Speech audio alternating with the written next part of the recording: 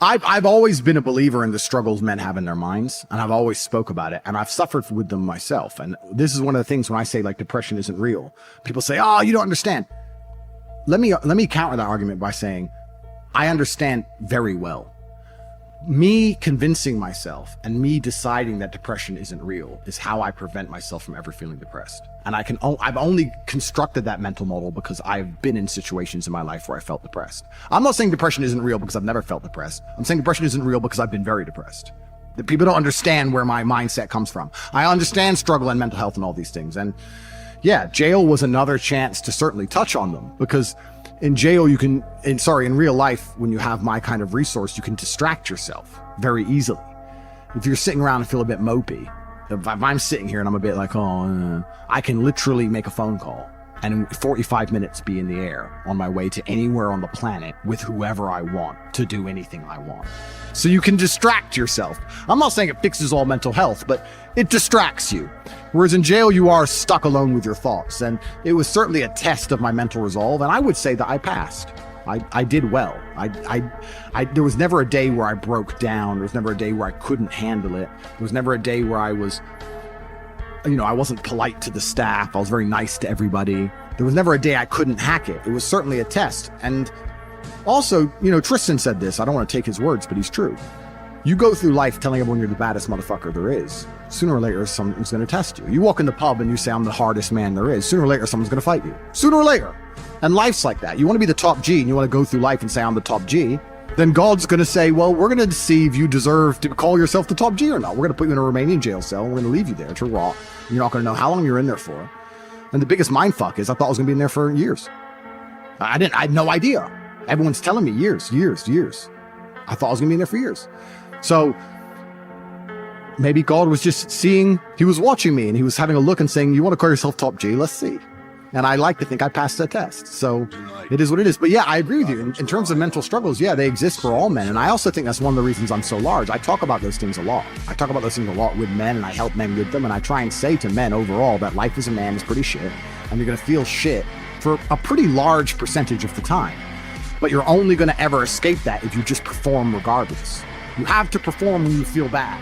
As a man, you can't say, I will perform when I feel good. It doesn't work that way because our heads are too complicated and life's too complicated. There's too much on our shoulders and we have too much stress and too much pressure. Our heads are fucked. You have to be the kind of person who says, I perform regardless. I didn't miss a single day's training. I didn't miss a please. I didn't miss a thank you. I'm not saying I was happy. I'm saying I did exactly what I was supposed to do. The worst thing about prison, I think for everybody else, because there's a lot of men in there who were crying, a lot of men who were having mental breakdowns, I think it is the problem I didn't have, which is knowing that if you're a normal man, you go to jail, and they just pick you up and you go to jail. Who pays the rent? Who's feeding your kids? Who's your wife sleeping with? Life gets hard for all the external things you could no longer control, things that were your responsibility. I was lucky I didn't have those problems. And when I spoke to people, most people's issues were things that were happening on the outside. And I felt really good knowing that my life is set up in a way where even if I'm plucked from it, it operates. And I set that up because I thought they were going to kill me. Even to this day, if they shoot me right now, everyone around, everything would be okay. I don't have to exist for my life to function. So that was fantastic about jail. The worst thing about jail, the cockroaches started off really bad, but after a few days, it's amazing how quickly you get used to cockroaches just in your bed. You're just like, just kick them out of the way. That was kind of bad. But not knowing when I'm going to get out, that was bad. Having my name slandered all around the world, that was bad. Not knowing how people are reacting to it. Like my first month in jail, I didn't know if people believed this garbage or not. I had no access to the internet. I didn't see anything. There was a lot about it that was hard. But I have to believe it's going to make me a better person. Why else did I go? What did I go for? To waste 3 months? To stare at a wall for 3 months? Is that why I went to jail? No, I must have gone to jail to become a better person. I must have learned something. I have to self-analyze and find the lessons and pick it out. And I think a lot of people don't do that with all the bad situations in their life. regardless of whether you went to jail or a woman left you or your business failed, whatever it is, you need to analyze the entire situation and say, okay, what can I learn? There's a big pile of shit here, but there must be a little bit of gold inside. So I've just tried to look at it as a massive learning experience, and perhaps that's a coping mechanism, but I've found a lot of lessons which I'm implementing, and there's a very strong chance they're going to put me back.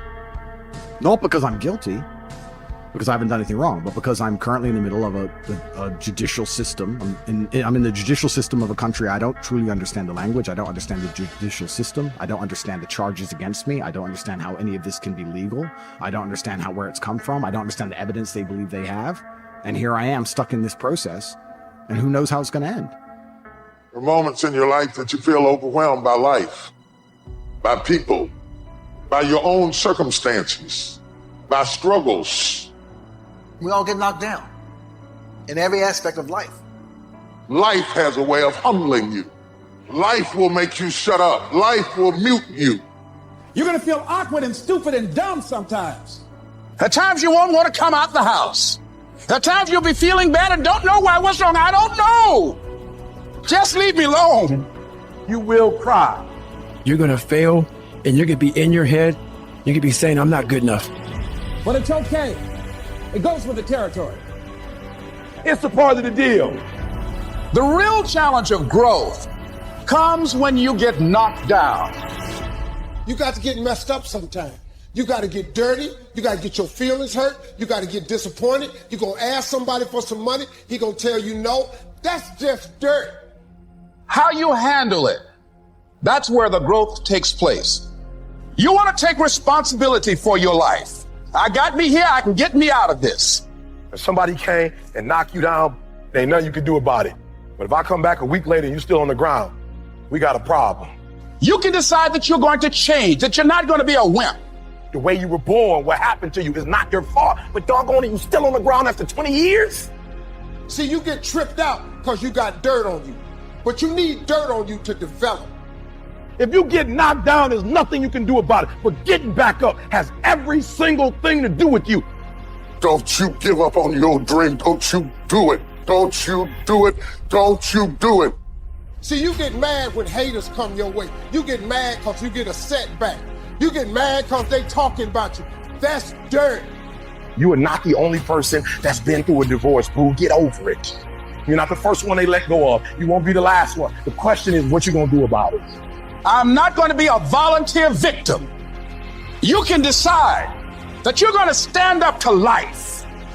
I just need you to identify what your pain is, and then I need you to ask yourself what you're gonna do about it. And maybe you've been knocked down in your life and it seems like, hey, the fight is over. It is not over unless you quit. You can permit it to let it hold you down, or you can decide, I'm not going to let that happen to me. You have a choice to either give up or get up. You got to get gritty, man. You got to develop some dog in you. You can decide, I'm going to work on myself and develop myself.